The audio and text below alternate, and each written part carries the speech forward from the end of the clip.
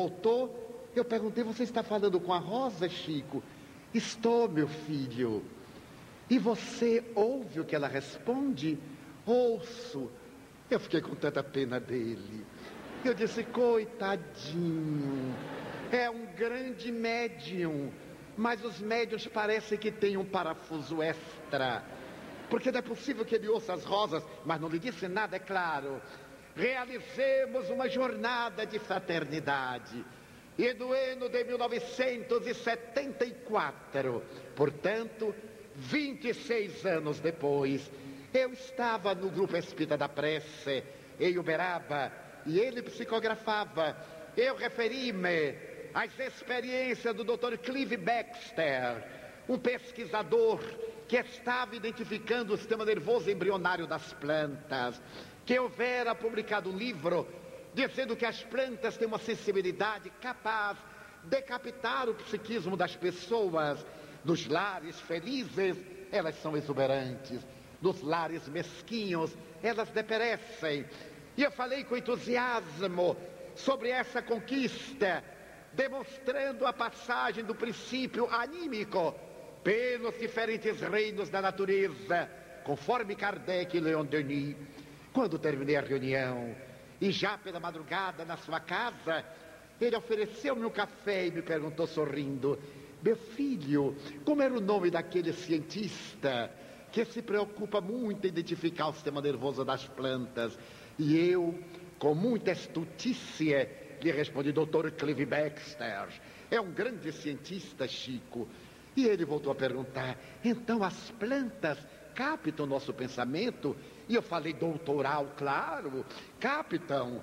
Ele disse: vê, Divaldo, lembra-se da Rosa, príncipe negro, quando ele disse que falava com ela e ela me respondia.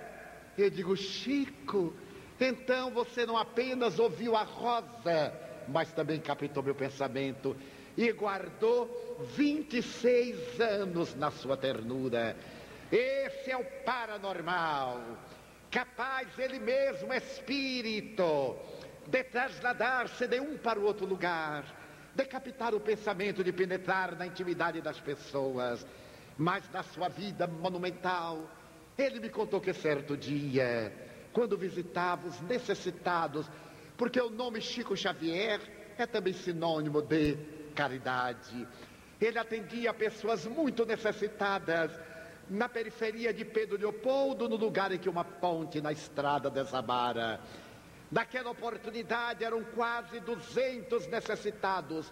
Um sábado, ele desde a manhã não tinha nada para levar, já que o seu grupo era de pessoas socialmente muito pobres na parte econômica. E a sua irmã Luísa, que sempre supria, estava também com muitas dificuldades econômicas. E os dois se reuniram e lamentaram: pela primeira vez, nós não teremos o que dar aos nossos irmãos aflitos. Apareceu-lhe o venerável espírito Dr. Adolfo Bezerra de Menezes, que ele disse: Chico, coloque algumas bilhas d'água, que eu irei magnetizá-las. Você então irá distribuir água fluidificada, que irá nutrir os nossos irmãos. De imediato ele e Dona Luísa colocaram algumas garrafas, algumas bilhas, e o Dr. Bezerra fluidificou-as, tornando-as perfumadas. Naquela noite, depois da atividade habitual no Centro Espírita Luiz Gonzaga, ele e a equipe levaram as bilhas d'água para longe, e a multidão esfaimada, as crianças feridas, desnutridas, chorando, o vozerio. Ele disse: meus irmãos, pela primeira vez eu não tenho o que vos dar. E começou a chorar.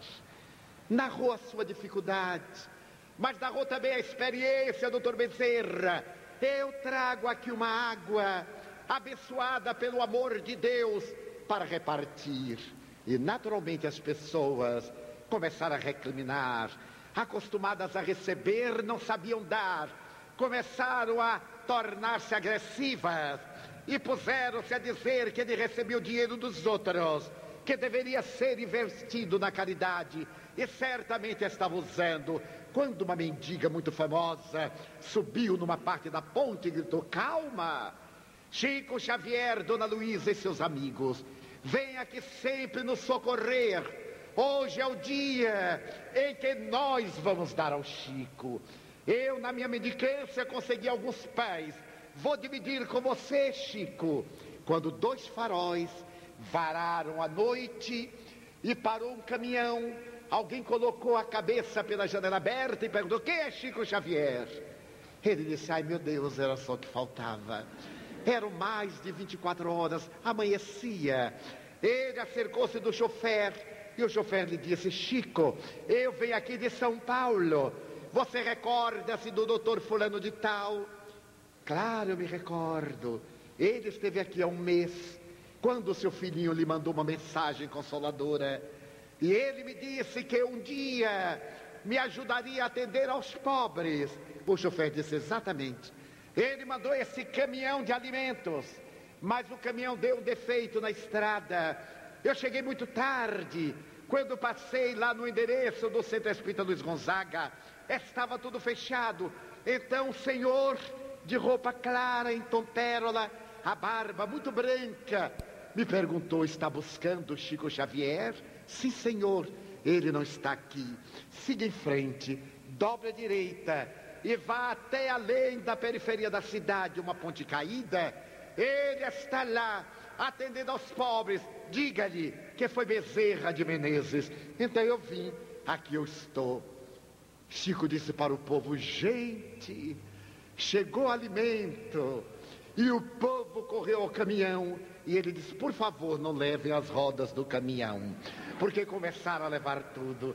Essa é a vida apostolar de Francisco Cândido Xavier. Certa noite, depois das memoráveis sessões, Pedro Leopoldo era então uma cidade muito fria, no mês de julho. Eu lá me encontrava, e às 3 da manhã, quando nos dirigíamos à residência do seu irmão André, para um lanche antes de nos deitarmos, subitamente eu senti um perfume de rosas que me inebriou, para logo após, passos adiante, sentir um perfume de violetas que bailava no ar.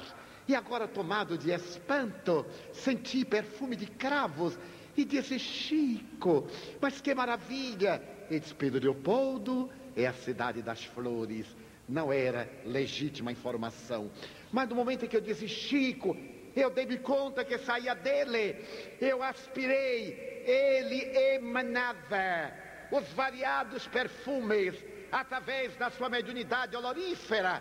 E tão entusiasmado eu digo: Chico, está saindo de você. Ele fechou o paletó, estava sempre de paletó, deu-me um abraço e disse: meu filho, você acha que uma coisa tão maravilhosa vai sair de uma pessoa como eu?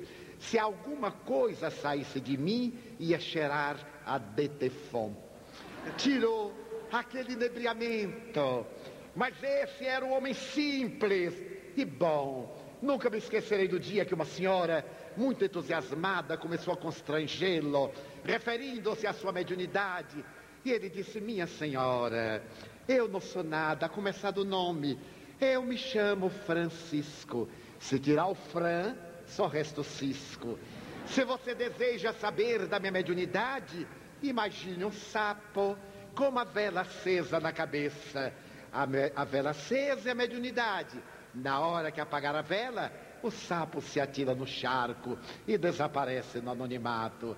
Esse era o apóstolo da renúncia e da humildade legítima, sem nenhum disfarce, sem nenhuma colocação de natureza perturbadora. Ele se considerava realmente assim.